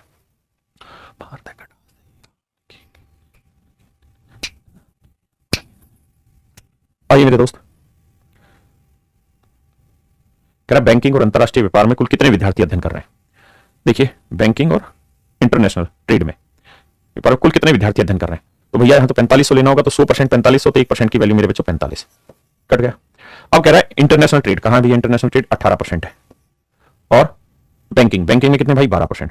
तो 12 और 18 कितना हो गया? 30। तो 30% की वैल्यू कितनी? 45 गुना 30, 135 जीरो, यानी 1350। समझे कि नहीं समझे मेरे बच्चे? कमेंट करते रहिए। कहता वन विभाग में कार्यरत महिला विद्यार्थी इसी विभाग में कार्यरत पुरुष विद्यार्थियों का कितना परसेंट है? कहता है वित्त विभाग में ना, फाइनेंस डिपार्टमेंट में male student studying in same department, what is the percentage of female student in finance department of the male student studying in same department? देखो ये तो बुद्धू सा सवाल है। सवाल में कह रहा है क्या बेटा? कह रहा what is the percentage of female student in finance department of the male student studying in same department, उसी डिपार्टमेंट में। तो मेरे बच्चे मेल कितने फाइनेंस का? ये रहा फाइनेंस में मेल कितने हैं सर? 5, और फीमेल कितनी है? 4। तो कह रहा फीमेल एम्प्लॉई मेल का कितना परसेंट है? तो 1/5 होता है 20, 4/5 हो जाएगा 80%। तो आंसर आएगा मेरे प्यारे जो 80%। कुछ ज्यादा दिमाग दौड़ाना ही नहीं है। ये इसका लास्ट क्वेश्चन है, करिए।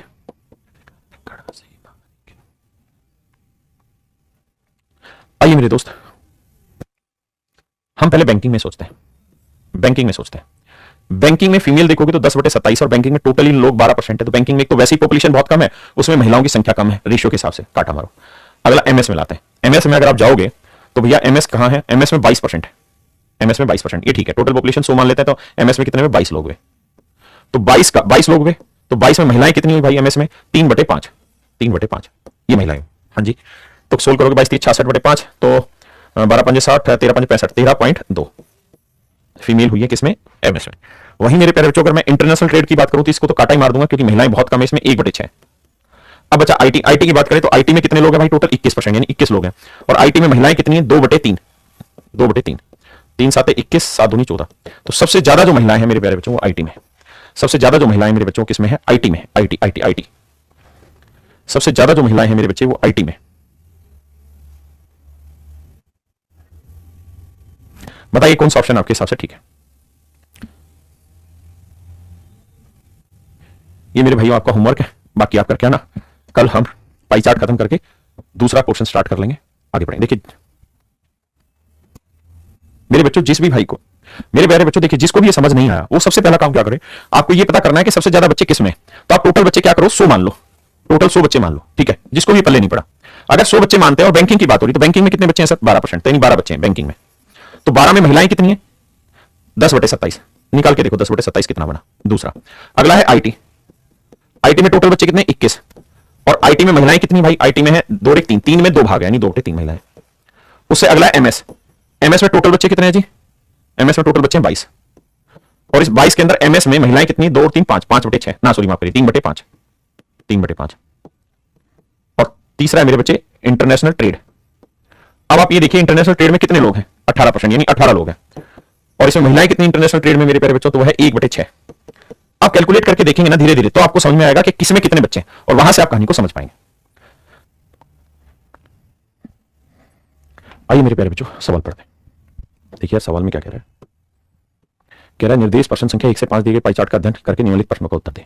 What is the number of female working in account department? कहता है अकाउंट डिपार्टमेंट में कितनी नंबर ऑफ फीमेल है? तो देखिए मेरे बच्चे, टोटल नंबर ऑफ एम्प्लॉई है 4600। 4600 में अकाउंट डिपार्टमेंट में 8% लोग काम कर रहे हैं। कितने परसेंट लोग काम कर रहे हैं? 8%। अब ये मैं समझा ही चुका हूं कि भैया परसेंटेज पूछे तो आप कार्रवाई कर सकते हैं, लेकिन अगर परसेंटेज रेशियो फ्रैक्शन ना पूछे तो रियल वैल्यू लेनी पड़ेगी। अब एम्प्लॉइयों की संख्या 4600, अकाउंट्स डिपार्टमेंट में 8% पॉपुलेशन है, तो अकाउंट्स डिपार्टमेंट में इतनी एम्प्लॉय काम कर रहे हैं। लेकिन वो ये नहीं पूछ रहा, वो कह रहा है कि भाई बताओ अकाउंट डिपार्टमेंट में महिलाएं कितनी है? तो अकाउंट डिपार्टमेंट में मेल 3 है तो फीमेल 1 है, तो टोटल पॉपुलेशन 4 है, तो फीमेल हो गई 1/4, तो महिलाएं होगी मेरे प्यारे बच्चों 1/4। आपने कहा सर बात सही है। अब देखिए सिंपल कैलकुलेशन है, 4 दूनी 8, 40 दूनी 92, तो आंसर आ गया 92। यानी 92 महिलाएं ऐसी हैं मेरे प्यारे बच्चों जो अकाउंट्स डिपार्टमेंट में काम कर रही हैं। आइए दोस्त, टेक योर टाइम। कहता है एचआर और आईटी विभाग में कितने एम्प्लॉय काम कर रहे हैं? तो मेरे भाई आईटी में काम कर रहे हैं 26% और एचआर में काम कर रहे हैं 11%। यही है बेटे बेटा।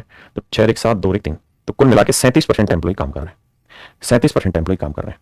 तो 4600 का मेरे बच्चे 37% निकालोगे तो ये आपका डायरेक्ट आंसर। तो सबसे पहली चीज 7 6 42, जो भी आंसर होगा उसका आखिरी डिजिट 2 होना चाहिए। आप कहें सर ये तो आंसर नहीं है, ये है या ये है या ये। अब मेरे बच्चों हमें देखना कि कौन सा आंसर हो सकता है। तो मेरे बच्चे डिजिटल सम एक सुंदर माध्यम है सवाल को करने का। क्या किया जाए डिजिटल सम के लिए? 4 और 6 का डिजिटल सम 10 1 आया, 7 और 3 10 1 आया, 1 गुना 1 1 आया। जिसका भी डिजिटल सम 1 आएगा वो मेरा आंसर है। तो देखो 6 2 8 और 1 9, 5 बचा, ये आंसर नहीं है। 8 और 1 9, 8 और 2 10, 1 बचा, ये आंसर हो सकता है। 7 और 2 9 1। अब भी आप फंस के बैठ गए। यानी मेरे बच्चे सी और डी ऑप्शन दोनों ही ऐसे हैं जिनका डिजिटल सम सेम आ गया। अब मेरे बेटे यूनिट डिजिट से भी आप फंस गए, डिजिटल सम से भी आप फंस गए। अब क्या किया जाए?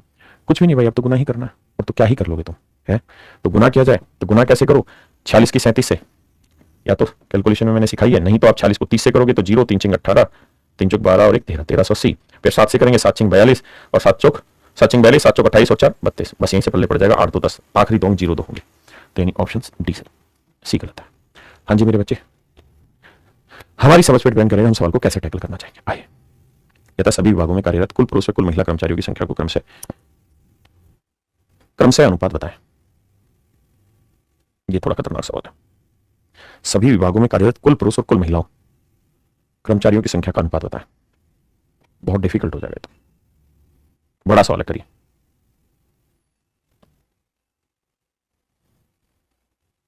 देखिए मेरे दोस्त, मैंने आपको ये बात बताई थी कि जब भी आपसे रेशियो पूछा जाए, फ्रैक्शन पूछा जाए, सर 100% के इक्वल में क्यों नहीं रख रहे? हाँ रख रहे हैं ना। 100% रिप्रेजेंट करा 4600 को, तो भैया 26% की वैल्यू कितनी? इतनी। या मैं सीधा 4600 का 26% कर दूं? एक ही तो बात है मेरे बेटे। वैसे बताता हूं। हाँ, मैं ये कह रहा था कि जब भी मुझे किसी सवाल में रेशियो चाहिए, फ्रैक्शन चाहिए या परसेंटेज चाहिए, तो वहां रियल नंबर की जरूरत नहीं है। यानी वहां मुझे ये बात लेने की बिल्कुल भी कतई जरूरत नहीं है कि टोटल नंबर ऑफ एम्प्लॉय कितने हैं। मुझे यही मान लेना टोटल एम्प्लॉय 100 है। अब मेरे बच्चे अगर टोटल एम्प्लॉय 100 है और मैं एचआर से शुरुआत कर रहा हूं, तो एचआर में कितने एम्प्लॉय हैं? 11। 11 में एक मेल है और एक फीमेल है। एक मेल है एक फीमेल है, यानी मेल 11/2 है और फीमेल भी 11/2।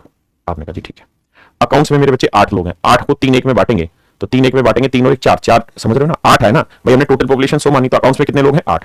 अब 8 को अगर हम 3 1 में बांटेंगे तो 3 और 1 4, 4 दूनी 8, तो मेल आ जाएंगे 6 और फीमेल आ जाएंगी 2। बिल्कुल ठीक है। अब आते हैं प्रोडक्शन। प्रोडक्शन में कितने लोग हैं जी? 15 लोग हैं। अगर प्रोडक्शन में मेरे बच्चे 15 लोग हैं तो 15 को 3 2 बांटेंगे तो 3 और 2 5, 5 3 15। आपने कहा जी बिल्कुल ठीक है। 5 3 15, तो 3 3 9, 9 हो गए मेल और 3 दूनी 6 हो गई फीमेल। अब आते हैं जी आईटी। आईटी में कितने लोग हैं जी? 26। 26 में एक मेल और 3 फीमेल, तो 26 को 1:3 में बांटेंगे तो 26 का 1/4। 26 का 1/4 तो होगा मेल, और भैया 26 का 3/4 होगा फीमेल।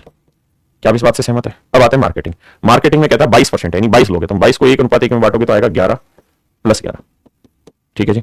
अब आते हैं जी सेल्स में। सेल्स में 18% है, तो 5 और 1 में बांटेंगे तो 5 और 1 6, 6 3 18, तो 3 5 15, यानी 15 मेल हो गए मेरे बच्चे और 3 हो गए फीमेल। तो मेरे प्यारे बच्चों, यहां आपको क्या करना होगा? क्वेश्चन थोड़ा कैलकुलेटिव है, डिफिकल्ट तो नहीं कहेंगे लेकिन कैलकुलेटिव। अब यहां आपको इनका रेशियो निकालना है। कैसे रेशियो निकलेगा समझिए।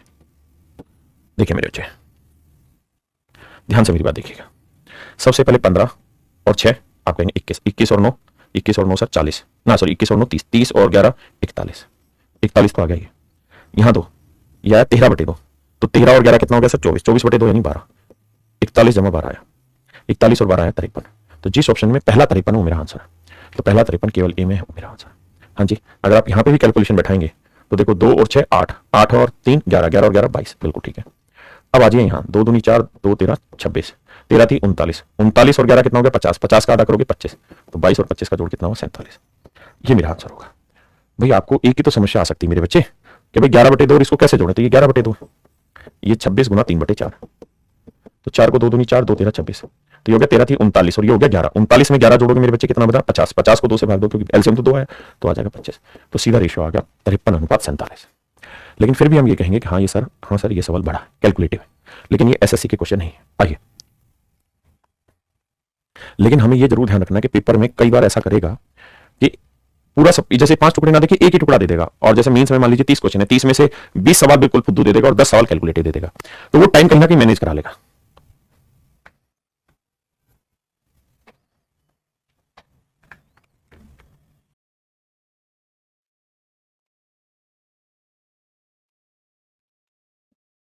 आइए मेरे दोस्तों, कहता है सेल्स विभाग में कार्यरत महिलाओं की संख्या इस संगठन में कार्यरत कुल कर्मचारियों का कितना परसेंट है। देखिए यार, ये सवाल कोई मतलब बेहद ही फुद्दू सवालों में से। कहता है सेल्स डिपार्टमेंट में कार्यरत महिलाओं की संख्या, तो ये है सेल्स डिपार्टमेंट, इसमें टोटल एम्प्लॉय 5 और 1 6 बने। आप कहेंगे जी हाँ, टोटल एम्प्लॉय कितने बने? 6। तो सेल्स विभाग में कार्यरत महिलाओं की संख्या इस संगठन में कार्यरत कुल कर्मचारियों का कितना परसेंट है। अच्छा, टोटल पूछिएगा, सॉरी, कुल कर्मचारियों का। तो देखो मेरे भाई, परसेंटेज चाहिए तो 46 हो की हमको कोई जरूरत नहीं, हमने मान लेना टोटल 100 एम्प्लॉय है। अब सेल्स विभाग निकालो, सेल्स विभाग कहां है? ये रहा। तो सेल्स में कितने लोग हैं? 18। अगर 18 लोग हैं तो उन 18 लोगों में महिलाएं कितनी है? सेल्स डिपार्टमेंट में 1/5 यानी 1/6 मार्क लीजिए, इतनी महिलाएं। और टोटल लोग कितने भैया? 100। तो उसने यही पूछा कि भाई कुल कर्मचारियों पे सेल्स डिपार्टमेंट में महिलाएं कितनी? तो 36 18 100 पे कोई चीज क्या कहलाती? परसेंटेज, यानी 3% महिलाएं। आइए करिए मेरे बच्चे। कहता है what is the respective ratio of number of males working in production department to number of males working in marketing department. Production और मार्केटिंग में काम करने वाले पुरुषों की संख्या की अगर हम बात करें तो कहता है उसका अनुपात क्या है। तो मेरे बच्चे सबसे पहले बताइए, टोटल एम्प्लॉय 100 मान लेना क्योंकि परसेंटेज पूछा।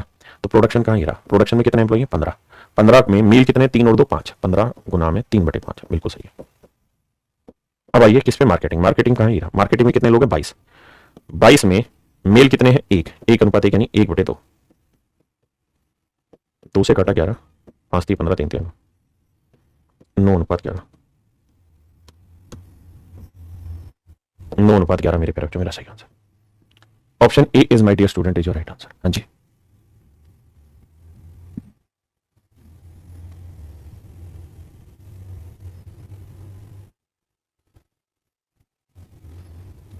करिए मेरे भाई।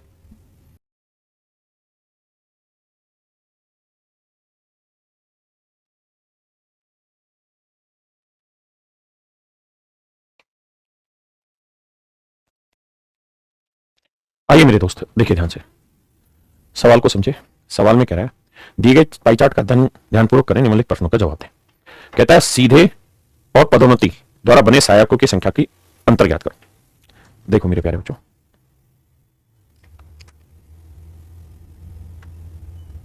क्या पूछा समझना। कहता है what is the difference between direct and promote assistant. देखिए जी, असिस्टेंट ही, असिस्टेंट में कह रहा है कि 40% तो डायरेक्ट प्रमोट हुए, मतलब डायरेक्ट हुए, और 60% प्रमोट हुए। ठीक है, अब कह रहा है कि उनकी संख्या का अंतर ज्ञात करिए। तो मेरे प्यारे बच्चे बताओ असिस्टेंट कहां है? असिस्टेंट ये कितने परसेंट है जी? 15%। वैल्यू क्या पूछी हुई? एक्चुअल वैल्यू पूछी है। तो भैया 7000 एम्प्लॉय है, बिल्कुल ठीक है सर। 7000 में असिस्टेंट कितने? 15%, बिल्कुल ठीक है। इन 15% में सवाल में कह रहा है कि what is the difference between direct and promote assistant. तो डायरेक्ट 40% लोग अपॉइंट हुए मेरे बच्चे, और प्रमोट हुए हैं 60। तो 40 और 60 का डिफरेंस कितना है? 20%। तो कह रहे हैं इनके बीच का डिफरेंस बताओ, तो वो हुआ 20%। अब मेरे बाबू कैलकुलेशन नमटानी और कुछ तो बचा नहीं है। तो देखो 15 दूनी 30, 30 साते 210। तो मेरे भाई आंसर आएगा 210 एम्प्लॉय हैं जिन जो इन दोनों के बीच का डिफरेंस है, जो डायरेक्ट और प्रमोट हुए हैं उनके बीच का डिफरेंस है। हाँ जी, आइए मेरे बच्चे ध्यान से देखिए। सवाल में कह रहा था promoted clerk 1 is what percent of direct clerk. तो भैया प्रमोटेड क्लर्क जो है वो कितने हैं? 90%। और डायरेक्ट प्रमोटेड है 10%, डायरेक्ट है 90%। तो कह रहा है जो प्रमोटेड है वो डायरेक्ट का कितना परसेंट है। तो मेरे प्यारे बच्चे आप निकालोगे 1/9, 1/9 होता है 11 से 1/9%, यानी option A is your right answer. क्या होगा मेरे बच्चे? Option A is your right answer. करें जी। कहता है how many employees are supervisor. कह रहा है सुपरवाइजर कितने लोग हैं? How many employee are supervisor. तो देखो यार सुपरवाइजर है कितने? 17%। तो 7000 का 17% निकालना है। That is your answer. 2 zero से 2 जीरो, यानी जो भी आंसर होगा उसमें आखिर में 1 जीरो आएगी। ठीक है, 17 7 119, तो 1190 मेरे प्यारे बच्चों, मेरा सही उत्तर होगा ऑप्शन ए। हाँ जी, आइए जी। सवाल में ये कह रहा है कि which type of employee are in maximum number of direct recruitment. और जो आंसर देना है वो क्लर्क 1 से देना है, क्लर्क 2 से देना है, सुपरवाइजर से देना है, और एआई से देना है। ठीक है जी, एआई माने असिस्टेंट होगा ना, एआई भाई होगा, और तो क्या ही एआई में लिख रहा होगा, एआई होगा। ठीक है जी, इनमें बताना हमें कौन सा अधिकतम है। तो मेरे प्यारे बच्चों ये बताओ, कुछ पूछ रहा है which type of employee are in maximum number of direct recruitment, यानी किस डिपार्टमेंट में सबसे ज्यादा डायरेक्ट रिक्रूटमेंट हुआ है। तो C1 की बात करें तो कितने अपॉइंट हुए? 19। तो टोटल एम्प्लॉइज है तो 19 हुए डायरेक्ट अपॉइंट, बिल्कुल। अब इस 19 का क्लर्क 1 में डायरेक्ट कितने अपॉइंट रखे? 90%। तो 19 का 90%, बिल्कुल ठीक है, ध्यान से समझे। अगला क्लर्क 2, क्लर्क 2 में कितने एम्प्लॉय अपॉइंट हुए? 20%, यानी टोटल एम्प्लॉय 100 है तो 20 अपॉइंट हुए। तो क्लर्क 2 में डायरेक्ट रिक्रूटमेंट कितना है? 30%, यानी इतना। सुपरविजन की बात करें तो 17%, यानी 17 लोग डायरेक्ट अपॉइंट हुए, और इन 17 में सुपरविजन में 50%, मतलब 17 एम्प्लॉय हैं उसमें से 50% डायरेक्ट अपॉइंट हुए, 50% डायरेक्ट अपॉइंट हुए। बहुत बढ़िया। और आखिरी मेरे बच्चे एआई यानी असिस्टेंट ही होगा। तो अगर हम असिस्टेंट की बात करें तो असिस्टेंट कहां है, असिस्टेंट 15 लोग अपॉइंट हुए हैं और 15 में डायरेक्ट कितने 40%, 15 में डायरेक्ट है 40%। और कह रहा है जी ये बता दो इनमें से कौन सी वैल्यू सबसे ज्यादा, इनमें से कौन सी वैल्यू सबसे ज्यादा, ये मेरे प्यारे बच्चों हमारे सवाल का उत्तर है। तो बटे वाली वैल्यू तो आप देख ही रहे होंगे कि सब में ही हटा देंगे, आप कहेंगे जी हाँ बटे वाली वैल्यू तो हटा ही दीजिए क्योंकि 100 सब में और हमें रेशियो निकालना था इनके, हमें ये तो बताना इनमें बड़ी कौन सी, तो 100 तो सब में फर्क ही नहीं पड़ना। अब देखना कौन सी मल्टीप्लिकेशन बड़ी, देखो 20 गुना 30 600 हुआ और 17 पंजे कितना हुआ 85 850, तो ये छोटी हो गई। ये 15 गुना 40 600 हुआ और ये हो गया 17 गुना 50, तो ये भी छोटा हो गया। अब इन दोनों में कंपैरिजन करना है, समझो 20 को 990 से गुना करेंगे तो कितना आएगा 1800 और यहां मेरे बच्चे कितना आ रहा है 850, तो कौन सा बड़ा हुआ C1, यानी क्लर्क वन में एम्प्लॉइयों की संख्या मेरे प्यारे बच्चों सबसे ज्यादा क्लर्क वन में। ठीक है मेरे दोस्त, तो थोड़ा सा डाटा लिखना है या देखना है, उसके बाद आंसर आ जाएगा। ये अगला सवाल आइए,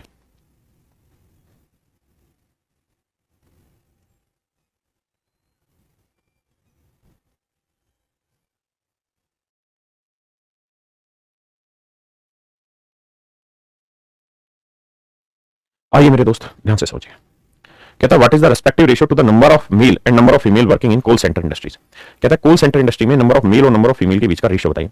आप कहेंगे जी बेहद ही आसान है, कॉल सेंटर कहां ही रहा, तो इसमें फीमेल कितना है 45, हाँ जी, तो पहले मेल लिखना था फिर फीमेल, तो 45 अगर परसेंट फीमेल है तो नेचुरल है, बाकी मेल कितना रहा होगा 55%। तो आप समझ गए कितना आसान सवाल दिया, 11:9, कुछ जरूरत ही नहीं है, डायरेक्ट रेशियो निकाल लेंगे, ऑप्शन है। आइए कहता है CA the number of female working in CA industries what percent of total number of people working in all industries. तो भैया परसेंटेज पूछा है तो टोटल मान लेते हैं 100 लोग। अब 100 में से पूछ रहा है सीए में, तो सीए में कह रहा है क्या महिलाएं कितनी है 20%, तो सीए कहां है भैया, तो सीए में लोग हुए 18, तो 18 का 20% महिलाएं, 18 का 20%, 20% की फ्रैक्शन सबको जानता है ये 1/5, तो 18 का 1/5 महिलाएं हैं भाई। तो कह रहा है ये जो महिलाएं हैं ये टोटल जनसंख्या, टोटल मान ली 100 पे कितना परसेंटेज है, तो कैलकुलेट करेंगे 18/5, 18/5 आएगा 5 3 15 5 3.60%। मेरे भाई हमें एक्चुअल वैल्यू तभी चाहिए जब ऑप्शन में सवाल में पूछा एक्चुअल हो, जब तक पूछा ना हो एक्चुअल तब तक जरूरत नहीं। करिए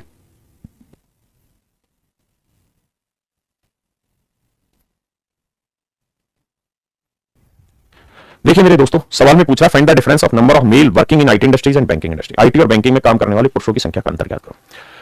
पुरुषों की संख्या का अंतर बताना है, तो मेरे बच्चे बताओ आईटी कहां है, ये रहा, कितने परसेंट है 12%, तो टोटल लोग कितने हैं 40,250, 40,250, इसमें से 12% लोग काम करते हैं आईटी में।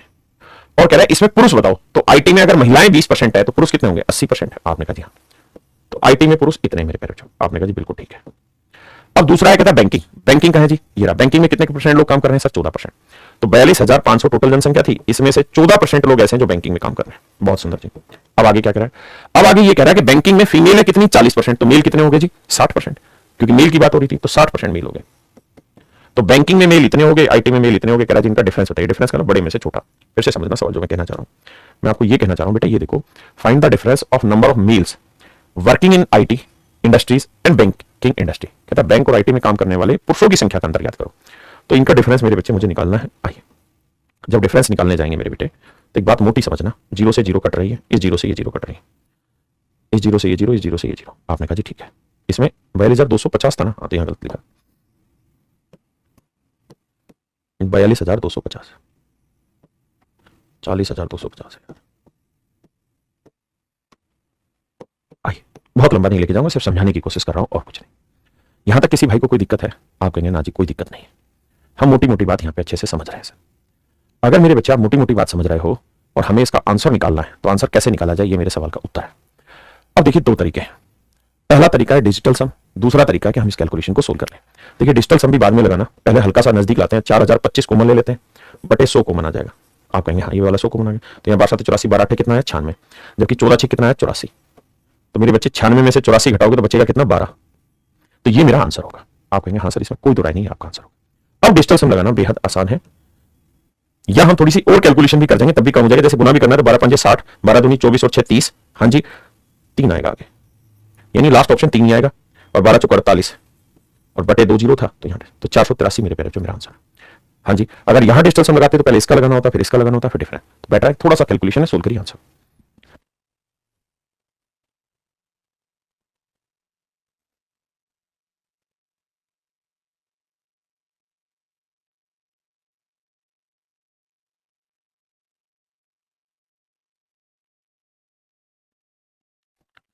देखिए मेरे दोस्त ध्यान से सवाल को समझिए। कहता find the total cost of production of company A and C together of the product 1। कहता product 1 product second, profit first और सेकंड। बहुत अच्छा सवाल है। आइए देखिए यार, यहां कॉम्प्लिकेशन लगातार बढ़ाया गया सवाल का, चीजों को अच्छे से उलझाया गया है। देखिए कहता है 1 से 5 तक के क्वेश्चन करना है। Study the pie chart, study the given pie chart carefully and answer the following question. पहला है find the total cost of production. तो मेरे बच्चे टोटल कॉस्ट ऑफ प्रोडक्शन कितनी है? 25 lakh. Total cost of production है 25 लाख। 25 लाख में A B C D E F G में इतनी कॉस्टिंग आई है। तो कह रहा है ए और सी की बात करेंगे। तो भैया ए में कितनी कॉस्ट आई है? तो आप कहेंगे 15%। तो 25 लाख का 15%, ये ए की कॉस्ट। और दूसरा है सी, सी में कॉस्ट कितनी आई है? 22%। तो 25 लाख का 22%। अब कह रहा है ये इनकी कॉस्ट है टोटल ए प्रोडक्ट की। अब जो ए प्रोडक्ट है मेरे प्यारे बच्चों, उसमें सवाल में पूछ रहा है find the total cost of production of company A and C together of the product one. तो प्रोडक्ट, पहले प्रोडक्ट की ए और सी की टोटल कॉस्टिंग बतानी है।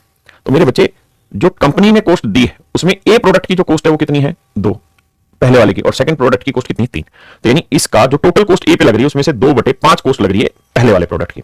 और सी में जो कॉस्ट आई है उसमें प्रोडक्ट 1 की कॉस्ट 4 है, प्रोडक्ट सेकंड की कॉस्ट 1 है। तो यानी प्रोडक्ट 1 की जो कॉस्ट है वो 4/5 है। आप कहेंगे जी हाँ सर बिल्कुल ठीक है, हमें रेशियो चाहिए, टोटल चाहिए, टोटल चाहिए। अब जरा ध्यान देना मेरे बच्चों, अब अगर ध्यान दोगे तो 25 चौक 100, या इतना ही रहने दो, बाद में देखेंगे। 25 कॉमन ले लो भाई, 5 आ रहा है, कट तो रही है यार, कैलकुलेशन तो करनी ही पड़ेगी। देखो 25 चौक 100, 2 दूनी 4, 5 3 15, 3/2 यानी 1.5 लाख। यहाँ निकालेंगे 25 चौक 100, 4 से 4 कटा, 22/5, 5 चौक 20, 5 चौक 20, 4.4, तो जोड़ेंगे तो 4 और 1 5.9, 5.9 लाख रुपए मेरे प्यारे बच्चों मेरी कॉस्ट आएगी। 5.9 लाख रुपीज मेरे बच्चों मेरी कॉस्टिंग आएगी। 5.9 लाख रुपए मेरे प्यारे बच्चों मेरी कॉस्टिंग आएगी। थोड़ा सा कॉम्प्लिकेटेड क्वेश्चन है लेकिन ध्यान दीजिए। कहता है कंपनी डी का सेकंड वस्तु का लाभ राशि ज्ञात करें। Find the profit amount of the company D to the article second.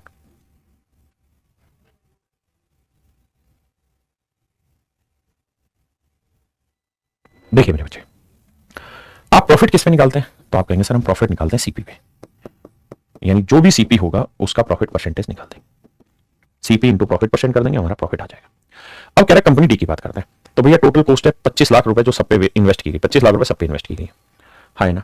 और उसने हजारों में वैल्यू रखी थी, पूरा 25 लाख ही लिख देता हूं मैं। 25 लाख रुपए टोटल कॉस्ट है, उसमें से डी पर कितना इन्वेस्ट हुआ मेरे बच्चों? 8%। तो डी पे 8% खर्चा हुआ, डी पे इन्वेस्टमेंट 8% है, बिल्कुल सही है। अब आगे कह रहा है डी पे इन्वेस्टमेंट 8% है, तो कह रहा है डी पे सेकंड आर्टिकल का। तो मेरे बच्चे डी पे सेकंड आर्टिकल का, सेकंड आर्टिकल, तो सबसे पहले हमें ये देखना है कि डी पे कॉस्टिंग कितनी आई है। तो डी पे कॉस्टिंग आई टोटल इतनी। डी आर्टिकल बनाने में इतनी कॉस्ट लगी मेरे प्यारे, जो डी आर्टिकल बनाने में इतनी कॉस्ट लगी मेरे बच्चे। आपने कहा ठीक है, लेकिन डी आर्टिकल में 2 हिस्से हैं, एक फर्स्ट और एक सेकंड आर्टिकल। यानी जो डी कंपनी है, समझो डी कंपनी में 2 आर्टिकल बनते हैं, फर्स्ट आर्टिकल सेकंड आर्टिकल। तो डी कंपनी में टोटल कॉस्टिंग इतनी लगी है। अब उसने पूछा सेकंड आर्टिकल की बात करो, तो डी कंपनी में सेकंड आर्टिकल की कॉस्ट कितनी? 3:5 यानी 5/8। तो सेकंड आर्टिकल की ये आई है कॉस्ट, यानी डी कंपनी में सेकंड आर्टिकल की कॉस्ट, डी कंपनी में सेकंड आर्टिकल की कॉस्ट, सेकंड आर्टिकल की कॉस्ट है ये, की कॉस्ट। बहुत सुंदर। अब ये बताइए डी कंपनी में जो सेकंड आर्टिकल है उस पे प्रॉफिट कितना है? 25%। तो यानी जो भी कॉस्ट आई होगी इस पे 25% प्रॉफिट है। 25% मैंने 25/100। आपने कहा जी ओके मामला। अब मेरे बच्चों बस कैलकुलेशन और कुछ है ही नहीं। देखिए ध्यान से, 2 0 और 2 0 4 0, 3 और 1 4 0 निपटा, 8 से 8 निपटा, 25 25 625, 625 को 5 से करेंगे 3125, और 1 0 ये जो बची हुई थी 31,250 मेरा आंसर होगा। ये मेरे प्यारे बच्चों टफेस्ट है डीआई में, इससे टफेस्ट नहीं होगा कि पहले इस पे आओ, फिर इस वाले पे आओ, फिर इस वाले पे आओ। कभी भी एसएससी अगर सबसे मुश्किल से मुश्किल सवाल बनाएगा तो इससे मुश्किल सवाल कभी भी नहीं बना पाएगा। ये सबसे टफेस्ट है। हाँ जी, इनकी पीडीएफ भी आपको मिल रही है, सब कुछ मिल रहा, चिंता ना करें। आइए, कह रहा कंपनी ए और कंपनी डी का वस्तु एक का लागत मूल्य का क्रम से अनुपात बताइए। तो मेरे बच्चे जब ये रेशियो पूछा तो इसकी जरूरत नहीं है, आप वहां पे मान लो कि टोटल 100 है, तो 2 कंपनियां, एक कंपनी ए और एक कंपनी बी। क्या रहे हैं सवाल में वो समझो। सवाल में ये कह रहा है कि भाई 100 रुपए अगर टोटल खर्चा लगा, मतलब 100 रुपए चले A B C D E F G 4 3 7 7 कंपनियों को में जो कुल मिला के चीजों का उत्पादन हुआ है वो 100 रुपए की चीजों का उत्पादन हुआ है। उसमें से ए ने कितना उत्पादन किया? 15%। तो 100 का 15%, 15 रुपए ई ने उत्पादन किया। और डी ने कितना उत्पादन किया मेरे प्यारे बच्चों? तो डी ने उत्पादन किया 8%, यानी 8 रुपए का उत्पादन किया। अब कह रहा है इसमें आर्टिकल फर्स्ट ले लो। तो भैया ए में आर्टिकल फर्स्ट का कितना प्रोडक्शन है? 2/5, 2:3 यानी 2/5। और डी में मेरे प्यारे बच्चों आर्टिकल फर्स्ट का कॉस्ट कितना है? 3, तो 3/8, 3/8। कहता है इनका अनुपात निकाल के बताइए। तो देखिए मेरे बच्चे, 5 3 15, 8 से 8 कटा, 3 से 3 कटा, तो आंसर आया 2:1, 2:1। सवाल बेहद ही आसान है, चिंता कतई भी ना करें। सुमित भाई कह रहा है यूपी पैट में इससे भी ज्यादा हार्ड आता है। मेरे भाई इससे ज्यादा हार्ड तो क्या ही आएगा। ये मैंने बैंकिंग की डीआई उठा रखी है, बैंकिंग में आती है सबसे मुश्किल में, तो उसकी भी डीआई उठा ली।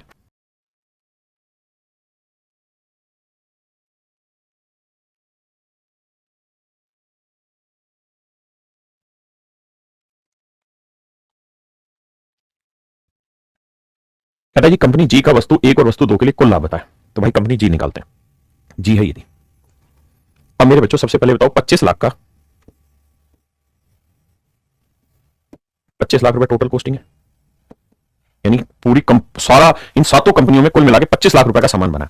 उस 25 लाख रुपए के सामान में जी कंपनी में कितना सामान बना है? 12%, यानी इतना सामान जी कंपनी में बना है।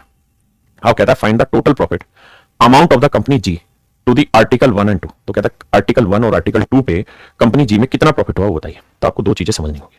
अगर हम टोटल प्रॉफिट निकालना चाहते हैं तो उसके लिए मेरे प्यारे बच्चों हमें क्या करना होगा? कंपनी जी का आर्टिकल 1 की कॉस्ट निकालनी होगी और आर्टिकल 2 की कॉस्ट निकालनी होगी। फिर उस कॉस्ट पे परसेंटेज प्रॉफिट उसने दे रखा होगा, वो हमें अप्लाई करना होगा।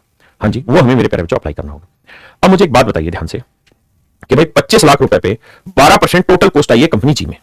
अब कंपनी जी में कहां है यदि इसमें फर्स्ट आर्टिकल की कॉस्ट कितनी है? 1 भाग, तो सेकंड आर्टिकल की कॉस्ट है 2 भाग।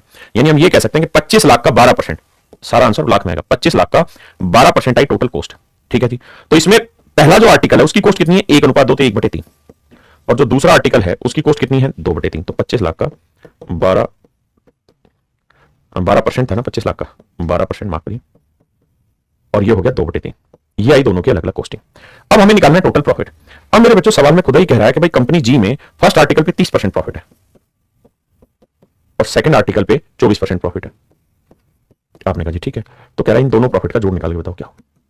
ये मेरा सवाल, ये मेरे प्यारे बच्चों मेरा सवाल है और कुछ भी नहीं। अब आप चाहो तो 25 लाख को पूरा खोल के लिख लोगे, तो 4 जीरो ये हो गई, 4 जीरो काटोगे, 25 लाख में कितनी जीरो आनी मेरे बच्चे? देखो 25 लाख लिखोगे तो 4 जीरो कट जाएगी, बचेगा कितना? 250। यहां पे भी कितना बचेगा? 250। 4 जीरो काट दोगे तो अब आगे की कहानी सुनिए। अब मेरे भाई 3 से काटा कितना है? 10, और यहां 3 से काटोगे आएगा 8। अब गुना करना होगा आपको, इनको गुना करते हैं जी। देखो 25 को 12 से गुना करोगे तो आएगा 300 और 10 ये 3000, मतलब 30,000। 30,000 प्रॉफिट तो आया आर्टिकल 1 पे।